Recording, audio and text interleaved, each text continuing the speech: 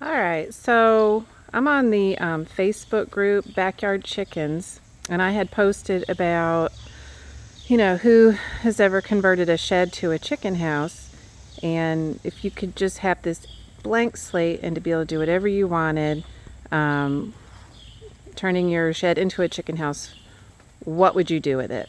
And I didn't get any ideas from that, but people did say, hey, when you're done, how about posting what you do?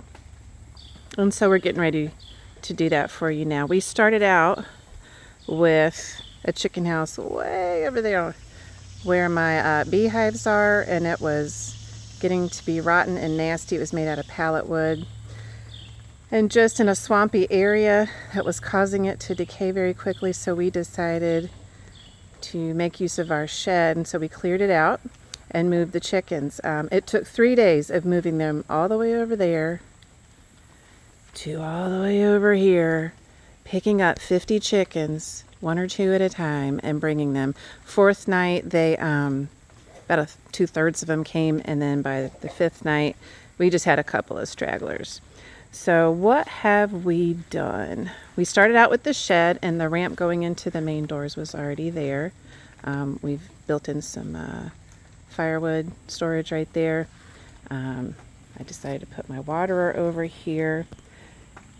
Here is a hanging feeder, which has changed our lives. Before we had one on the ground, and it had holes in the bottom just kind of big enough for the chicken's head to go through, and some PVC pipe bends that was supposed to keep them from eating so much or flinging it everywhere, and it just didn't work.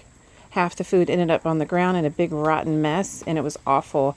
And so in my research on what to do here, I noticed that people had them hanging and said that they kept the chickens from scratching and flinging the food everywhere. And indeed, this thing has changed my life. I expect to use a lot less chicken feed with this. The next thing that Jeff did, we've got an automatic chicken door. It opens up at 7 in the morning, closes at 8:30 at night. It's on a timer, so you can set it to whatever time suits you. We had a lot of fox attacks last year at dawn, and so we like the idea of keeping it closed until, about 7 o'clock in the morning to make sure that the fox didn't have her time to attack, because past 7 a.m. we weren't having a problem.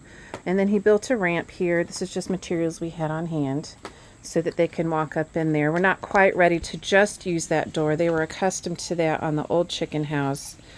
But in getting them to the new place, we decided to have more opening for them to learn the new space. And eventually we'll close this big door. All that'll be open here is this at night. I'm going to put a link in the description. We have a video on what we did to create that. Very easy if you're handy. It just uses a car antenna, a piece of wood, and a timer. And then we even have, can't really see it very well, but an LED light that turns green when the door is closed to let us know at night that the door is still working. So you come up here inside, and one of the first things you might notice is we got hemp on the floor. I got it at a local place called the Urban Chicken, and he told me I will never go back to hay again once I have that.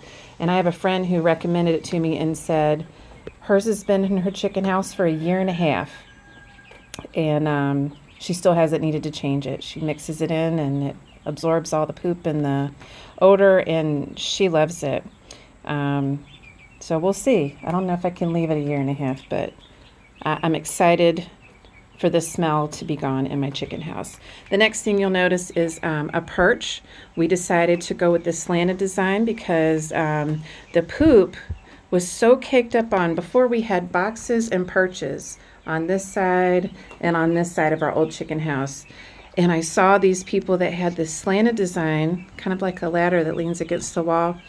And the poop doesn't cake up on the perches so much, which was disgusting in the other place.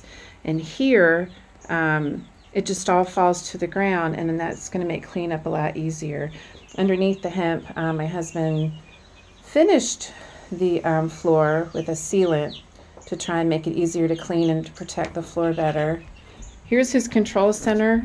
We've got a couple of lawnmower batteries attached to the timers that run the chicken door, and then he installed lighting that will come on and off at a certain time. It's got its own timer.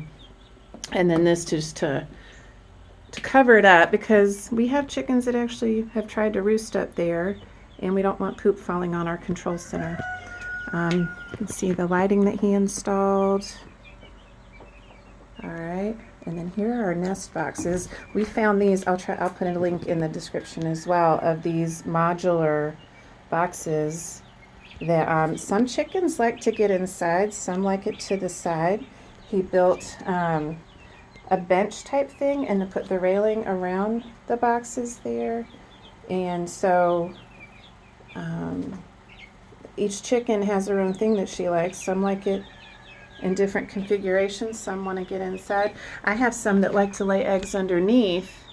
And I really wanted a shelf that when the mamas hatch out their babies, they were underneath the perches with their little ones on the floor before they could roost, before the little ones were able to, and they're getting pooped on.